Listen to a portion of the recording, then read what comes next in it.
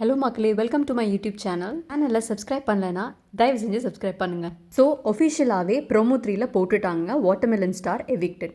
Big Boss ஹிஸ்ட்ரியில் நடக்காத பல விஷயங்கள் இந்த சீசனில் நடந்துக்கிட்டே தான் இருக்குது. இதில் ஒன்று தான் யார் எவிக்ட் ஆகுறாங்கங்கிறத ப்ரோமோவில் போடுறது.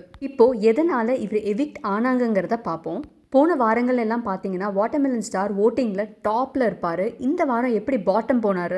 இந்த எவிக்ஷன் ஓட்டு படி நடந்துச்சு அப்படின்னு கேட்டிங்கன்னா சத்தியமாக இல்லைன்னு தாங்க சொல்லுவேன். ஏன்னா ஓட்டிங்க்கு இவருக்கு கீழவே நிறைய பேர் இருந்தாங்க. ஆனாலும் ஏன் இவரை எலிமினேட் பண்ணாங்க? அதுக்கு முக்கியமான காரணம் இவரோட பிஹேவியர் தான். எவ்வளோதான் விஜய் சேதுபதி சார் இவருக்கு வார்னிங் கொடுத்தாலுமே இவரோட பேச்சை மாற்றுற மாதிரி தெரியல.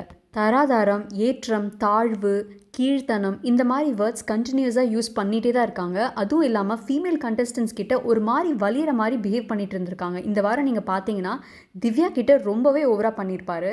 இந்த ஷோ ஸ்டார்ட் பண்ணும்போது இவர் எல்லாரோடையும் ஃபேவரட்டாக இருந்தாங்க.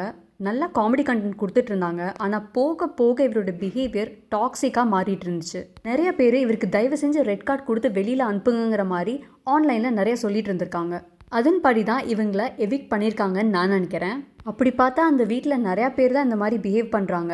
எல்லாருமே வெளியில் அனுப்புவாங்களான்னு கேட்டிங்கன்னா மேபி அனுப்பலாம். அவங்களோட கேரக்டர் அவங்க மாற்றாமல் இதே மாதிரி கண்டினியூவாக பிஹேவ் பண்ணிட்டு இருந்தாங்கன்னா கண்டிப்பாக அவங்களையும் அனுப்புவாங்க. பிக் பாஸ்க்குன்னு ஒரு லெகசி இருக்குங்க.